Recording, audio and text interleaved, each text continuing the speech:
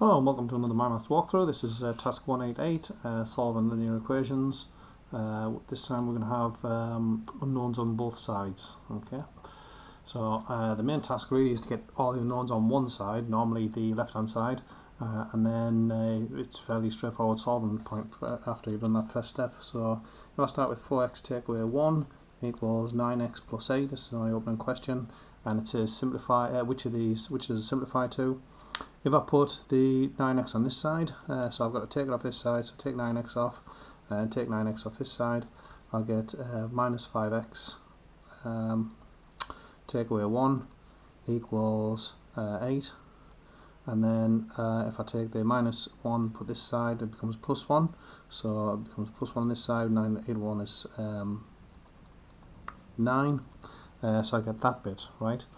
Now the one that looks like that one is Z for me, so that looks like option Z. However, Z does say 5x equals minus 9, and all that's happened now is it's taking this minus sign from this side, multiply both sides by minus 1. So if you multiply both sides by minus 1, then you get this bit here, 5x take away 1.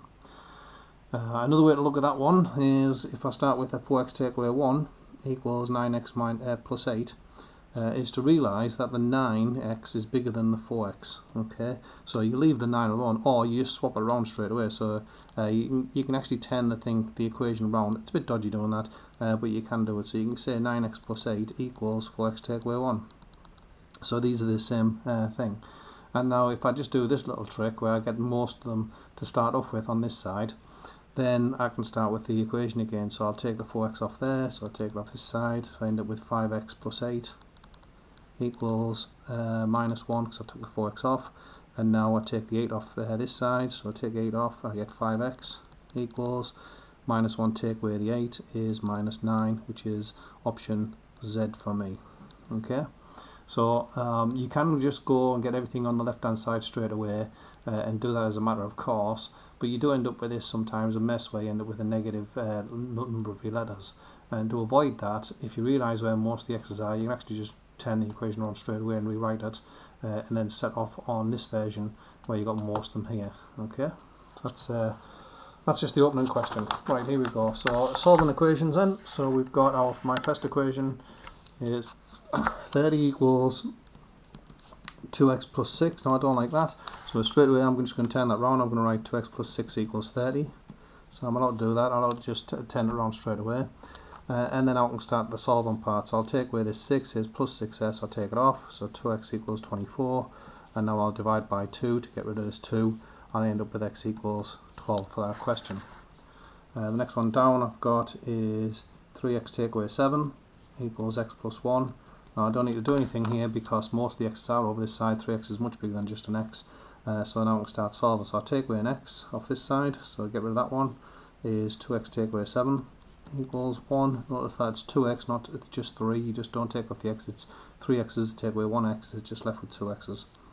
Add the 7 to the other side, so 2x equals 8, so I've just added the 7, and now divide by 2 to get rid of that 2, and I get x equals 4 for the next one. Next question, I've got 8x equals 3x plus 30.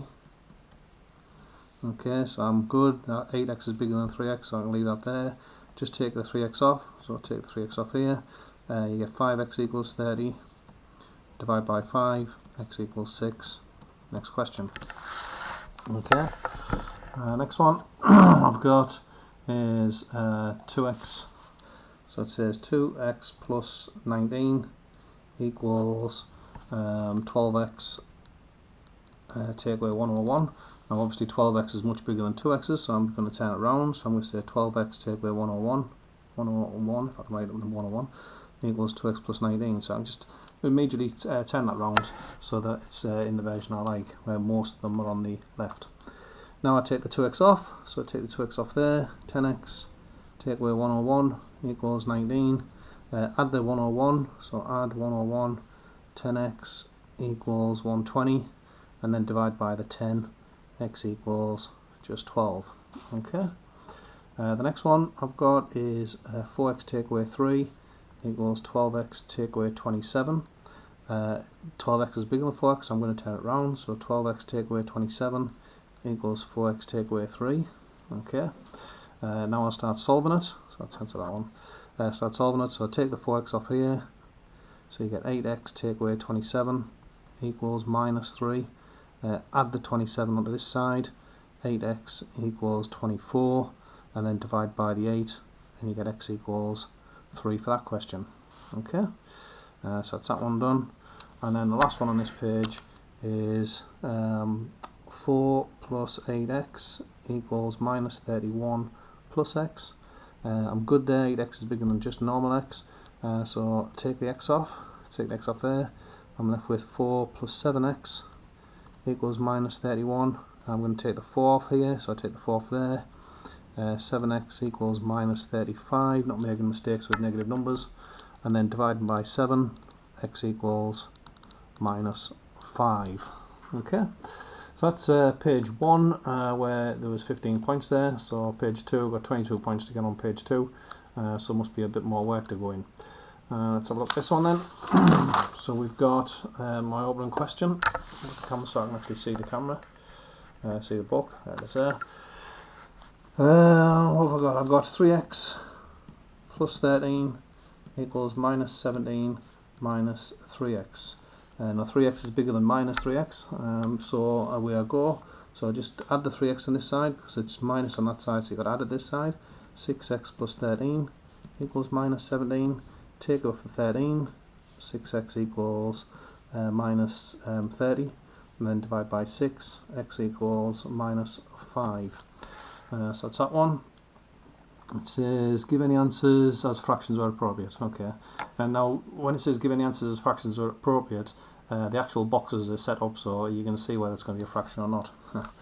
So next one, I've got 32 minus 4x equals 11 minus 7x. Now minus 4 is bigger than minus 7, so I'm good with it this way around. So that's alright so far. As that looks a bit blurry to me, that screen.